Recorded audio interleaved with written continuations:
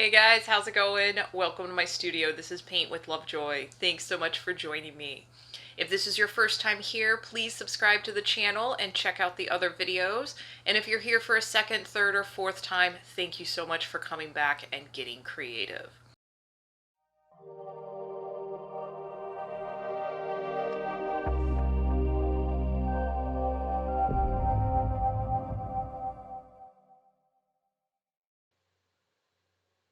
Alright guys, this is going to be another fun painting, perfect for my first time painters. So if you've never painted before, this is a great one to start with. So grab your supplies, maybe turn on your favorite music, and make sure you take progress photos as we go along. So we are going to start with the background. I'm using a large flat brush. We're going to do a mixture of yellow and white, about equal parts. It doesn't have to be exact. And about somewhere in the center, doesn't have to be exact. I want you to just kind of place a dot, and then we're going to make that dot bigger. And this is going to be either the moon. I consider it a moon, but it could be a sun in your painting if you want to call it that. So again, you're just doing that mixture of yellow and white. Generally in the center, place a dot, and then just keep making that dot bigger until you have a pretty good size moon or sun on your background. And then now I'm grabbing a little bit of the direct yellow, just a little bit darker, kind of putting it on the perimeter. I am mixing it in with that original lighter mixture. So with light pressure, you can kind of blend the two. And if you are one of my first time painters, please take a deep breath, relax, you're doing a great job. And here's a good place to take your progress photo. So you're going to clean the brush really good, and we're going to put a border of white around this moon or sun. And we're doing that because I don't want our next color to mix in with the yellow. Our next color is actually going to be purple. You can switch it out to blue or a different color if you want. But by putting this white perimeter around this, we're going to be mixing the purple into this and not into the yellow. So now we're actually going to make a light lavender. So I'm pulling some of that white aside, adding a little bit of purple to it. And you can go kind of light or dark, really your call. And we're going to be filling in the remaining space and then mixing that with a little bit more awareness, mixing it into that white as we get closer to the yellow circle. Now I am using student grade paint, and if you are using that as well, I do recommend that you apply your paint a little bit thicker, um, and that will give you a little bit better coverage and make it a little bit easier for some of the blending. And like I said earlier, as you are blending into that white, again, you'll notice that it kind of changes the color, it lightens it up, but be a little more controlled with your brush strokes as you get close to the yellow, because you will notice that if you mix the purple and the yellow, it kind of, they're complementing colors, so they kind of diffuse each other. Or if you're using blue and you're mixing that into the yellow, you'll actually get green. So, and again, you're just learning. If you happen to mix and make that the blended color and you don't want it, just take a paper towel, wipe it off, and then reapply. So while I was explaining that, you can see where I moved right into just that direct purple, going a little bit darker as we get towards the edges of the canvas. And if you're using blue paint, just use more of your direct blue. Now, as you reach the edges of your canvas, if you're on a stretched canvas, I do recommend that you carry the color around the sides of the canvas. It just looks nice when you hang it on the wall, having that color wrap around the edge. And again, remember to breathe as you are doing this and filling up the space. It is very satisfying to turn that blank canvas surface into something with some nice colors and gradation on it. Now you do want to do everything that you want to your background now while it's wet, and then let it dry, and then we'll move into the bamboo portion of the painting.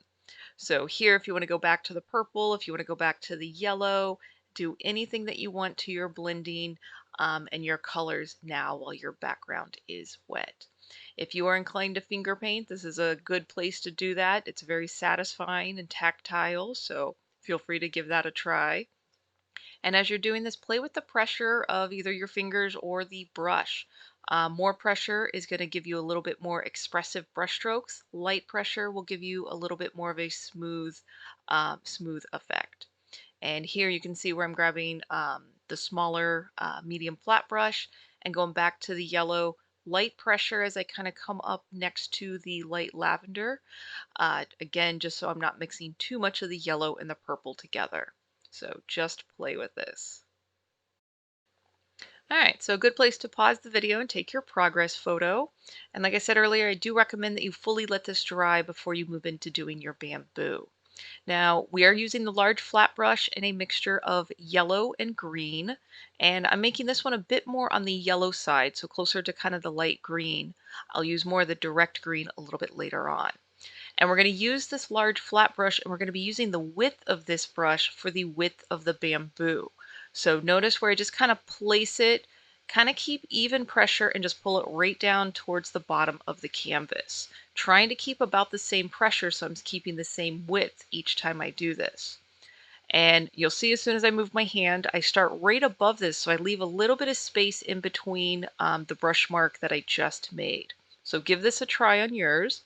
And if you are finding that you're holding your breath, exhale as you touch the brush to the canvas, and that will make it a little bit easier for you. But again, just notice how I have each of these little sections and a little space in between these sections. I will overlap a few later on, and you'll see that as well. If you happen to just make one solid line and not leave the space, that's okay. We're going to be doing a few little details after this, and those details will help define your bamboo if you ended up just making one solid line. So basically the fact that you're painting, I'm just really proud of you. There is no messing up in art. The only way to fail at painting is to not paint at all. So be kind to yourself as you're going through this process. And as needed, pause the video because I do realize that my arm is kind of in the way as you're watching it. It'll be a little bit easier when I move to the right-hand side of the canvas, but pause the video as needed. Take this at your pace. That's the great thing about being able to paint at home. So here as I move into the right-hand side of the canvas, you can see where I'm grabbing more of the green, so I'm going a little bit darker, but the application is the same, using the width of that brush for each brush stroke and then leaving a little bit of space before I move into the next section of the bamboo. This just kind of gives it a nice kind of stylized look. All right, so again, if you want to, you can go back to the lighter green. I'm just going to add a bit more, one more layer on there since I missed it on this one. But if you want to even use a smaller size flat brush and make a few smaller poles of bamboo, go right ahead and do that. You can add as many or as few as you want to your composition. Like I said earlier, just the fact that you're painting at home, I'm really proud of you. So another place to pause the video, take your progress photo. And we are moving down to the smaller brush, that medium flat brush or the pointy brush. And we're using the direct green paint. And again, just kind of stylized little brush lines, dash marks, selectively on the top and left-hand side of our bamboo marks. So for those of you that may have made an entire straight line, you didn't leave that negative space or that little bit of space in between each brush stroke, these marks right here will give make yours look more like bamboo with those little segments that the bamboo grows in. So always in painting, there is a way to just basically work with what you have and still turn it into your goal or your objective of what you wanted to paint. So now I'm moving right into that yellow and going on the opposite side. This is considered the highlight. And again, just kind of a little dash mark. Doesn't even have to be the full width of the bamboo on the right-hand side for the light green bamboo and on the left-hand side for the darker green bamboo. If you happen to do opposite of what I do on mine, that's okay. They will still look like bamboo. We'll put little leaves in here in a few more steps. All right, so now we're going to move into some of the leaves, and I'm going to demonstrate two different ways to make some of the leaves. I am using that middle flat brush. You can use the small pointy brush if you want, or you can go back and forth. And right now we're just kind of making the little stalks, and I'll show two different ways on how to make the individual leaves. One way with the medium flat brush that I'm holding, and another way with the small pointy brush. So as you get to this point on your painting, if you want to practice some of this on a scrap sheet of paper to figure out how you prefer to paint your leaves, I recommend that, or do what I do and just jump right into painting it directly on your canvas. So again, right now, just putting in basically the stems for those leaves, and then we'll start working on kind of the diamond shape little leaf for our bamboo. All right, so for the leaf, you can use that medium flat brush, and I'm holding it sideways and kind of using medium pressure. So using a bit more of the movement of the brush to create the shape of the leaf. Or you can grab the pointy brush here and kind of draw a bit more of the perimeter of the leaf and then fill it in. So again, try both of those on a scrap sheet of paper, whichever one that you feel a little bit more comfortable with. And if you end up painting this a few times, try the one that you are not as comfortable with just to strengthen your skills. That's a big part of painting, and you're already doing that by stepping out of your comfort zone and painting at home. So continue to keep pushing yourself and challenging yourself with your creative efforts and creative goals. You'll realize that the more that you get creative, the bigger the world seems that you can go, well, I can paint that. I can give that a try. All right, so I ended up moving back into that medium flat brush for each of the leaves, but whichever one that you found comfortable, we're gonna be filling in all those little stalks with 2 and 3 leaves on our bamboo. And again, if your brush is kind of shaky as you go to apply it, that does mean you're holding your breath. So exhale as you touch the brush to the canvas, and that will make your process a little bit easier. And as I've been encouraging multiple times in this video and many other videos that I teach, please find creative outlets on a regular basis for yourself. This is a very relaxing and stress relieving activity to do, and this world does need more unstressed people, stress relieved people.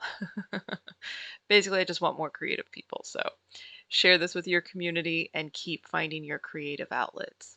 Thanks so much for taking time to paint with me. And until next time, cheers.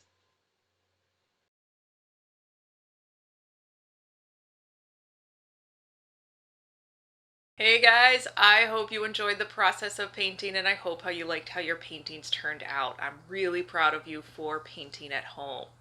As you're uploading your pictures to social media, please tag me at or hashtag paintwithlovejoy, or email me your pictures, paintwithlovejoy@gmail.com. I really enjoy seeing those. I try to post them on social media and encourage other beginners and first-time painters to try painting. So please share this with your community and keep getting creative. If you have any comments, feedback, suggestions, things you want me to paint in the future, go ahead and leave a comment, and I will answer them as quickly as I can and try to get those new paintings in my production list and on the rotation. So thanks again for taking time out of your day to get creative with me. Don't wait too long to do your next one. And until then, cheers.